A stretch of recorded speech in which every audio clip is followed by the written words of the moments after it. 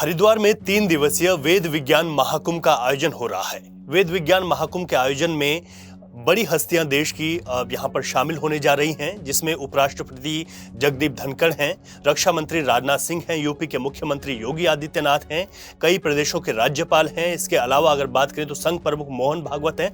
तमाम लोग इसमें शामिल हो रहे हैं। लेकिन वेद विज्ञान महाकुंभ का जो आयोजन हो रहा है वो अपने आप में कितना खास हो जाता है, इस पूरी पर हम पूरी चर्चा करेंगे। हमारे साथ पंजाब केसरी, नवोदय टाइम्स उत्तराखंड के संपादक निशित जोशी जी हैं। सर, एक बहुत महत्वपूर्ण कार्यक्रम हो रहा है और कितना आप इसको देखते हैं कि क्योंकि वैदिक विज्ञान महाकुंभ नाम है, तो नाम से इसकी किस तरीके की एक जो शुरुआत हुई है, कितना महत्वपूर्ण है ये कार्यक्रम? रवि जी, इसका महत्व के कई पहलू हैं। सबसे बड़ा तो स्वामी दयानंद सरस्वती, उनकी 200वीं जयंती है और जिसने ये गुरुकुल कांगड़ी विश्वविद्यालय में हो रहा है। तो जिन स्वामी श्रद्धानंद जी ने इस गुरुकुल कांगड़ी की विश्वविद्यालय की स्थापना की थी, उनका मेरे ख्याल 97वें बलिदान दिवस है। उन्होंने हिंदुओं को वापस धर्म में लाने के लिए जो कार्यक्रम किया था, उसकी वजह से उनकी हत्या कर दी गई थी।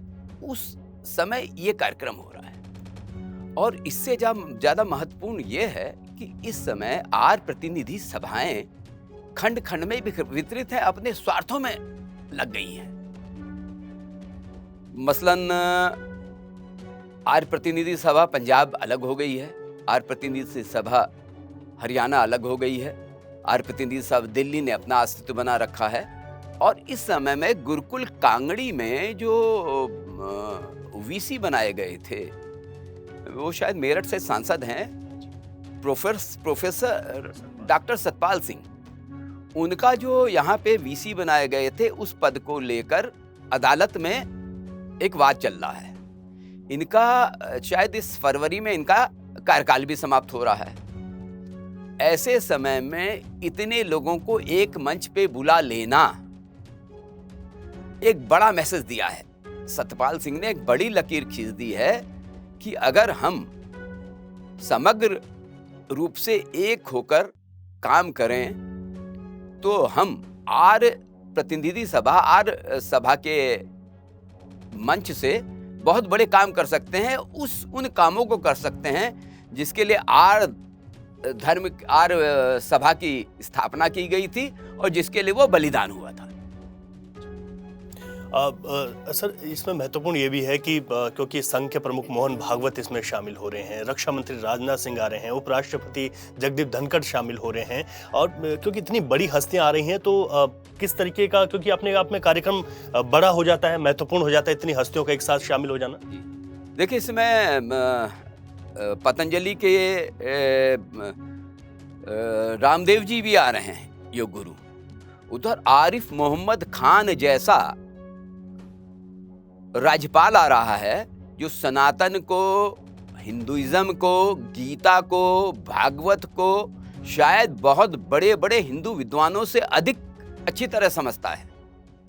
और इसमें मेरे ख्याल से देश विदेश के तमाम ऐसे स्कॉलर्स आ रहे हैं जो वेद को, विज्ञान को कैसे प्रयोग में लाया जाए, इस पे 3 दिन चर्चा करेंगे।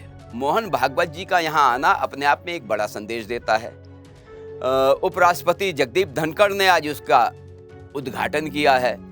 तो इसका अर्थ क्या जा रहा है? इसका जहाँ महत्व आध्यात्मिक है, धार्मिक है, उसके राजनीतिक महत्व भी जा रहा है।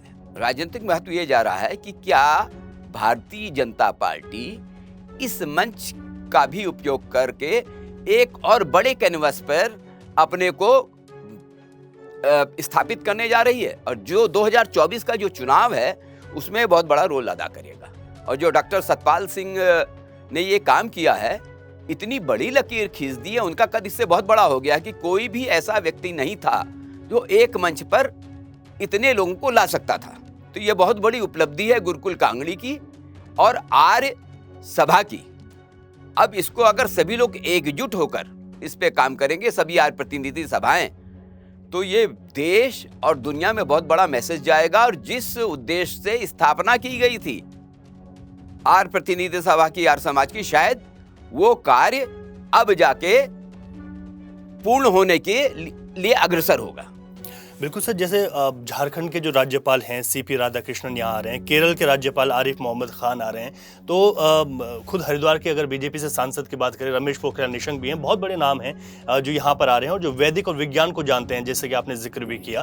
तो सबसे बड़ी बात है कि आर्य को एक होने के लिए कितना बड़ा संदेश है, और जो यहाँ पर कर पा रहे हैं डॉक्टर सतपाल सिंह जो अध्यक्ष हैं, जो संरक्षक भी हैं, तो उनके लिए भी कितनी बड़ी उपलब्धि को तौर पर आप देखते हैं सर? मेरे ख्याल से इसमें शायद इसके यहाँ के वीसी कौन है, वो क्या रजिस्ट्रार प्रभात कुमार और सतांशु जी जो हैं जी, जो कुलपति हैं, हाँ, सोमदेव सतांशु, इन लोग का योगदान भी बहुत बड़ा है। इनके योगदान को नहीं भूलना चाहिए। और ये अगर 3 दिन तक विभिन्न वैदिक विज्ञान के विभिन्न मुद्दों पर, विभिन्न प्रकारों पर इसमें चर्चा होगी, और इन चर्चा से जो रस निकलेगा, जो मैसेज जाएगा, उसको कितना कन्वे किया जा सकता है, कहां कहां तक दूर तक जाएगा, वो मैसेज देगा। निश्चित तौर पे ये एक बहुत बड़ी घटना है जो हरिद्वार से हो रही है, लेकिन इसका असर